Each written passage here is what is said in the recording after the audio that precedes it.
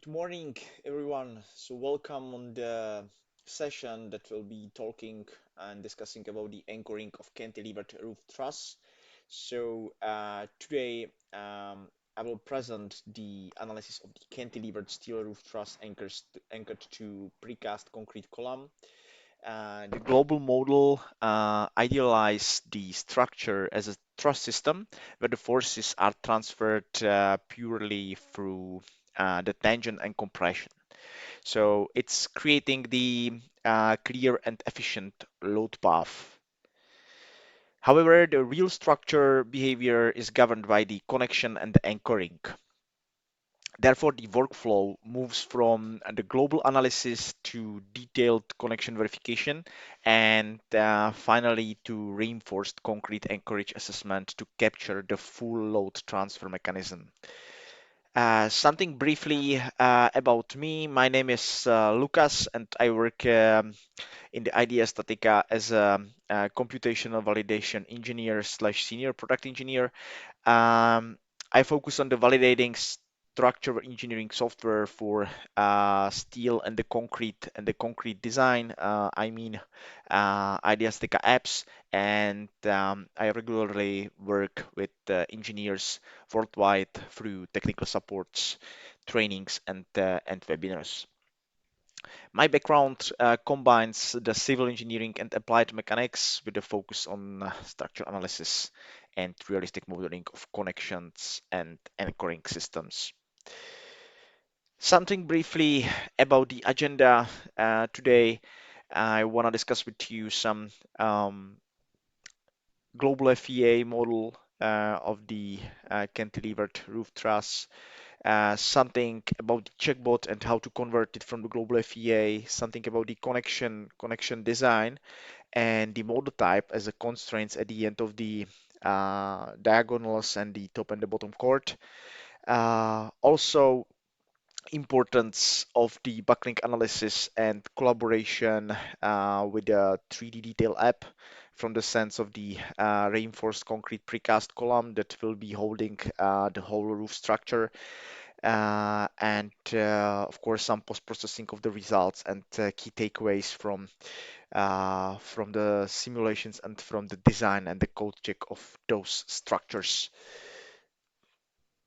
So let's get a deep dive to the global model. Once you are modeling the truss structure, you are mostly utilizing the truss elements. The truss elements are just transferring the axial and the compression forces. Basically, the bending and the shear forces are completely neglected. And for those simulation, I just utilize the linear elastic material behavior, where you assign just the modulus elasticity and the area that is representing in the cross section. Um, from the point of view of the cross section, I utilize the double L profiles that are modeled in the center line or in the centroid of the sections, and two pins supports at the end of the roof member. So the deformation, what I assume are the small deformations. So the analysis is based on these small deformations and some uh, essential assumptions and how the uh, truss structures behaves. They are mostly converting the bending behavior to axial forces through the set of the top and the bottom chords and the diagonals. That gives to the engineer the clear load path, and it helps to utilize the material on the maximum, um, from the cost point of view and also from the bearing capacity point of view. But we need to be careful about the backlink phenomena. Once you export it, the structure to IDEA StatiCa checkbot, if I just recall what does it mean? What is the checkbot for those who are not familiar with the application? That's basically the interface that is scanning the structure in the global FEA and take the same references like the nodes, forces, and the members and import it to those into this interface where you can see exactly the same structure with all the combinations that you prepared, and you can just export the connections for the design to IDEA StatiCa Connection. That is basically the tool for connection design. But actually, there is like more options that you can select and find useful. For example, grouping that for all connections that have like a same topology sections, you are able to make some like a batch design. You just design just one master connection, and all the slave connections will be designed accordingly. So, uh, but actually, specifically for this truss connection, if you wanted to design the anchoring, if you wanted to design the anchoring of those parts to concrete precast column, as you can see, there are like two nodes that you need to somehow merge it, and that can be quite challenging because if you like work with connection app, there is just the one single node, and the members are connected into the one node. But in this case, there are two nodes. What we need to do, we need to merge it and couple it. So how to do it? At first, you need to delete the first node that is here, and later on, you will just merge all the members that are uh, related to this node. If you do it, you are able to export it to IDEA StatiCa app.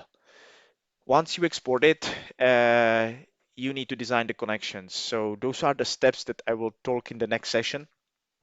But this is the output and the result of my modeling effort. So as you can see, I just utilized the cast in place washer plate anchors. Where is the base plate? It's anchored via the gusset that is welded into the base plate, and this double T double L connection or double L profile is bolted using two members in the top and the bottom chord, and the diagonal is um, joined using the 1 volt. So, but how the concrete block is working in general, or what are the assumptions? The general assumptions, if you are like a beginner or advanced user, so there is essential to know that the concrete block is represented by the axial springs, that the axial springs are working basically just uh, in the compression. So if you just create this behavior um, of the spring, so we have there is some stiffness and in the compression, and in the tension there is basically zero force that will be transferred. For the tension are utilized the anchors that are transferring the shear and the tension. So this is the behavior for a concrete. We are using some representation on the Winkler model. I'm not saying Winkler-Pasternak, just the Winkler, because the springs are working independently. Yeah, they are not connected somehow using those like shear springs. This is not related here. There are just the independent springs. If you want to know more, just jump in on the web page of IDEA StatiCa, and you can read out more about the concrete block. What about the model types? If you are modeling just truss connections, you need to be very careful with the model types because you can receive the instability calculations or unstable calculation from the point of view of the flexible body rotation. So I'm talking mostly about the diagonals that is like bolted through the 1 volt. And if you forget to assign this constraint that is restraining all rotations at the end of the member, Here is some condensed element and a decondensed element at the end. There is some constraint that you can imagine like that, and it's restraining all the rotations. So all the rotations are has like a prescribed rotation that is equal to 0. So this is the approach that is implemented inside this model type constraint. But and this is also the reason that I have assigned basically all the constraints to the end of the members. And this is not like a general recommendation. You always need to, infill this how the structure behaves according to the reality and according to the, I would say, global FEA deformations. You need to decide what boundary conditions or model types will be included. But if you have just the one bolt and you will forget this constraint, you will get some divergency in the calculation. So be careful about that. Just the tips and tricks and information for you. But another information that the loads is coming through the centroid of the sections, but the section is um, like attached to the gusset plate through the pair of the bolts. And in the pair of the bolts, there is some eccentricity if you apply the forces. So some additional, like a secondary bending, will be included that is um, included inside the von Mises stresses. But those eccentricities are not included in your global FEA, so you will get some like additional stresses that are not reflected in your global FEA, just to keep it in your mind. And the reason is that you are using like a higher level um, modeling of the connections that are, the members are basically shell elements, and you are receiving like a more precision, detailed results for this anchoring. I just highly recommending the article that is representing on the page of the IDEA key insight into the constraints member length, where it's very well described how to treat with the models um, that need to have this special constraints at the end, and how it behaves according to the your expectation that is basically linked to your global FEA.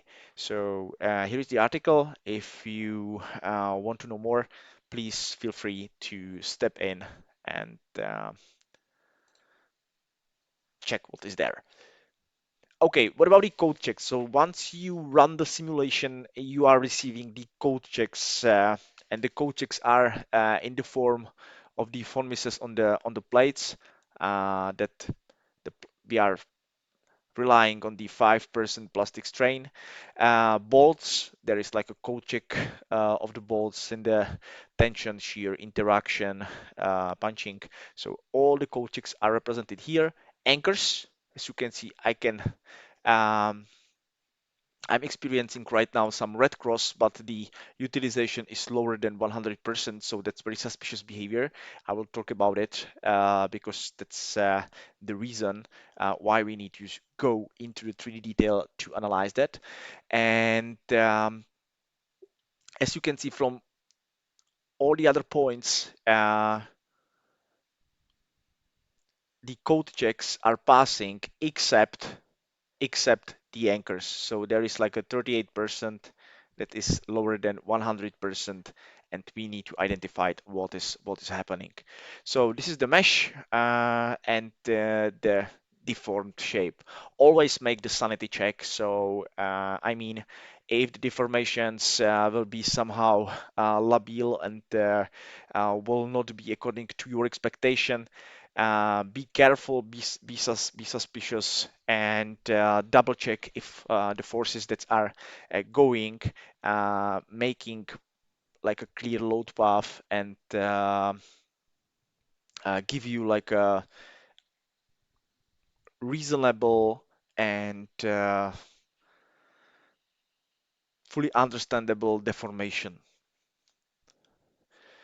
Okay, what about the failing code check? So according to the failing code check, so if you step into the report, um, in the check tab, you can read out that for the anchors that are represented here, and because here is like a tensile forces, you can observe some tensile forces in the anchors, and in the bottom there will be like a compression in the concrete, because here is just the compression forces from the diagonal and from the bottom chord.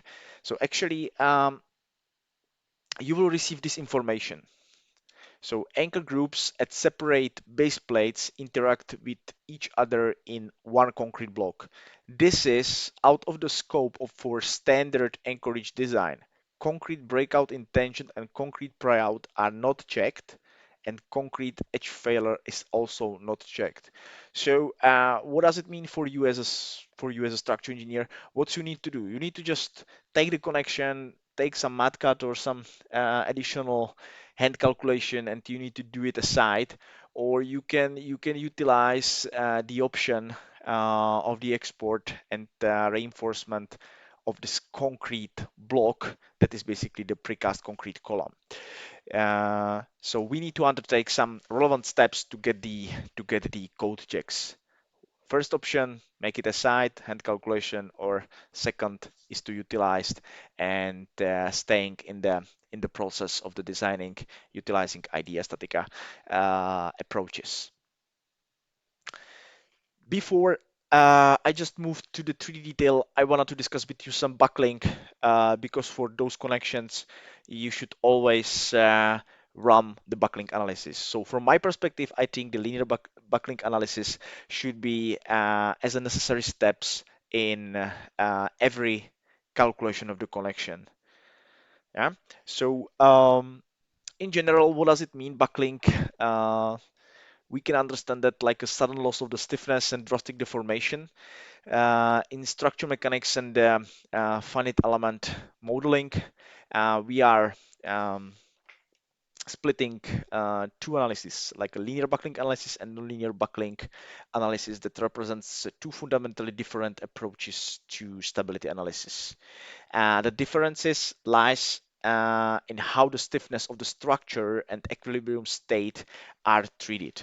So I just take advantage of the ANSYS learning course that is available on the YouTube, where they have very well described the differences in between the uh, nonlinear and the linear buckling. But what is essential is this equation. So in this equation, you can observe some instances as a kt, lambda I, s, and the phi I. So the unknowns in these equations are the uh, lambda and the phi factor and the phi. Yeah, the Greece letter. And what is known is the stress stiffening matrix. This is known, and KT, what is the total tangent stiffness, not the initial not the initial K, because in the first step you need to at first analyze stress and strain based on the stress state, what is in the connection app that is coming from the stress strain or structural analysis. You will obtain the stress state, like a pre-stress state, I would say. And based on that, you will receive some stiffness and also stress stiffening matrix. So this is what you will get as a input to those equation, and the output, if you are utilizing the problem that is formulated as an eigenvalue. So you will receive the lambda and the phi. Those are the eigenmodes and the buckling load factors. So this is something what I wanna to discuss, that if you running the linear buckling analysis that is inherited inside the solution of the IDEA StatiCa, you need to be very careful that the safety margin in between the linear and the nonlinear buckling can be quite enormous for some connections. So I'm not just talking about this truss connections, but if you are um, in the mode of the eigenbuckling analysis utilizing the that is based on the like a linear buckling. So that's computational, very efficient. You will receive some multiple buckling modes, but you need to be aware that you will receive some unconservative results because there is like no imperfections are included. That's linear, so it means that the stiffness is not changing basically, and this is the problem of the eigenvalue analysis. So the nonlinearity are untraced. For example, the contacts, yeah, the contacts in between the plates. Um, for this scenario, what I showed you the first mode shape, just I received the buckling factor 27. That's higher. It's very high factor so that I can overload the structure like a 27 times to receive the critical force. So for standard structures and standard cross sections class 1 till 3, I I receive like six buckling modes by default, and that's enough. If you have a class 4 section, that's completely different story because the factors are more close to each other. So you need to be very careful and rather to utilize the IDEA StatiCa member because here the class 4 sections are very tricky to analyze in the code check. So as you can see, if you are modeling the connection like that, and in the pre-stress state, I mean in the stress strain analysis, so there have been like a contact in between the gusset plate and the um, walls of the L section. But actually, if you run the linear buckling analysis, so you can observe some penetration and interference of the plates in between each other. So it means that the contact is basically free, is dismissed, and the buckling can be over flexible, and you will get this local penetration eigenmode. So this is like a normal behavior that you are experiencing if you are utilizing linear buckling analysis. So this is just informative value for you that it behaves like that, and it's based on the equilibrium state from the first step of the analysis, that is like a stress and strain, that is materially nonlinear analysis, the first stress strain uh, assumption, and the second step is linked as a linear buckling analysis, and based on that you will receive this eigenfactors and eigenmodes with option that your plate can penetrate, like a gusset plate can penetrate the wall of the L profiles. Perfect. So we are just approaching to 3D detail. 3D detail is or 3D CSFM is a method that enable you to analyze quite complex structures that are made from the reinforced concrete. So I mean, the mass of the concrete or the volume of the concrete is modeled using the solid elements. Where is embedded inside the reinforcement rebars that has some like a properties, some features that are interconnecting the concrete um, and the rebars enabling the slip, and also the anchors are realistically modeled with consideration of the washer plates at the ends. For those type of the anchors, you can observe that here is some washer plate. So the washer plate is modeled as a shell, and here is a shank of the anchors where the anchor is modeled as a 1D element, that is transferring like tension, compression, and the shear. And at this case, the bond stress in between the concrete and this area of the shank along the length of the anchor is dismissed, and all the forces are coming uh, through through the washer plate at the end of the anchors.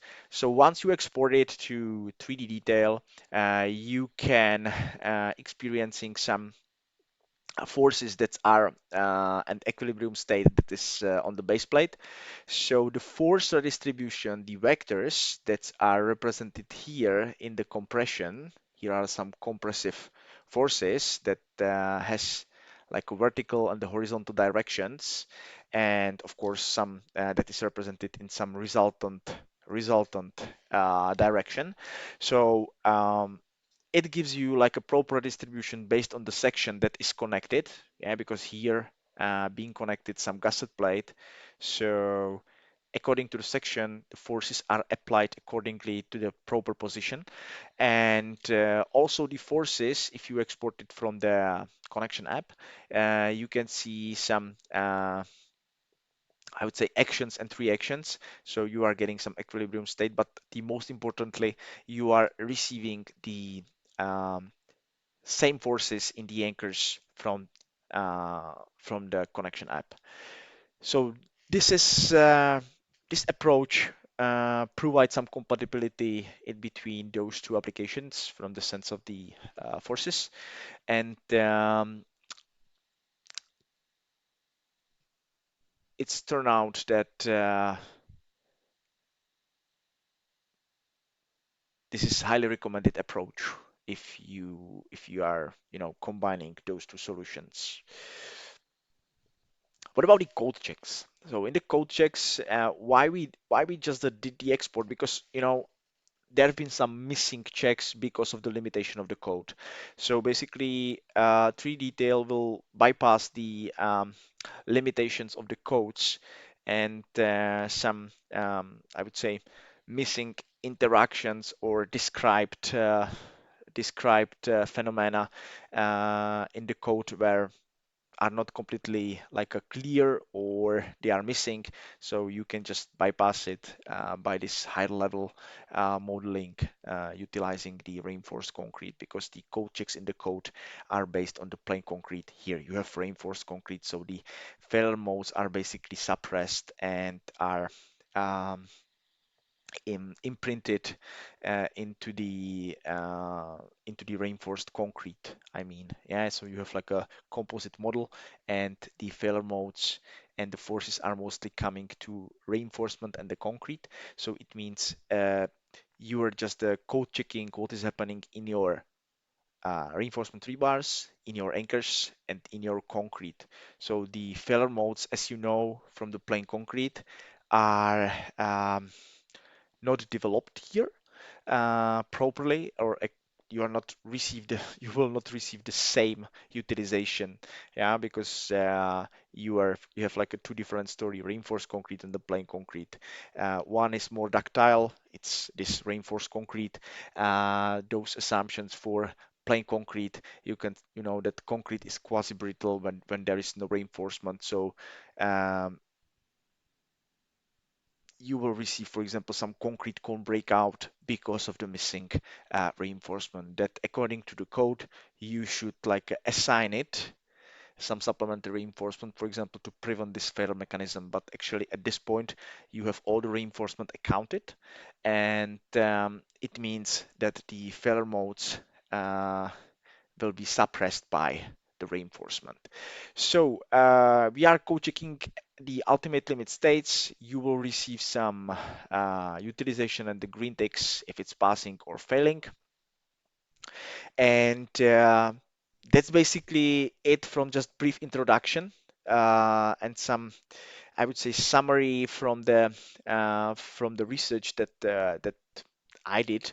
And here are some key takeaways uh, from the analysis and from the simulation. So truss models are axial idealization. Of course, there will be some bending moment shear forces, but you as a structure engineers, you simplify the model if you are designing the trusses. So the sections are modeled at this scenario in the center of the gravity of the sections, and the boundary conditions in the connection design at the end of the members basically drives the reality and are very important and essential. So once you have plain concrete, the code checks are conservative, are based on the, I would say, code, current standards, but sometimes you need to, insert some supplementary reinforcement or additional reinforcement and do the code checks, build up the strategy, and it can take a lot of time. So basically, for those, I would say, combination of the concrete column and anchored roof truss system. If you insert or if you combine it together through the 3D CSFM or 3D Tail app, so you will receive the complete comprehensive check with the failure modes that can happen. I'm always saying that check the deformation at first, use some critical thinking and some sanity check of your structure. Uh, we just published the article that is here on the IDEA StatiCa webpage, the truss anchoring tips and tricks, where you can read out what I just summarized and described very briefly here in the presentation. Actually, in the second point, if you want to consult something or schedule some training, I'm endorsed as a certified trainer, so you can just drop me the email on the struckinsight at gmail.com, and we can discuss the details. Here is my LinkedIn profile if you wanted to follow me for more content. Just do not hesitate and follow me on these socials. And that's been like my first session. Um, that's been revealed and dropped on this profile. Uh, so next session will be focused on the FEA checkboard connection and 3D detail for this roof cantilevered structure, where I will show you step by step the real-time modeling of those connections, what are some pitfalls, how to design the reinforcement, how to run the buckling analysis, everything what's been summarized in these presentations will be publicly exposed and will be introduced in the modeling procedure. So thank you for attention, and please do not forget to subscribe this channel if you like it, and follow me on the socials. So have a nice day. Bye bye.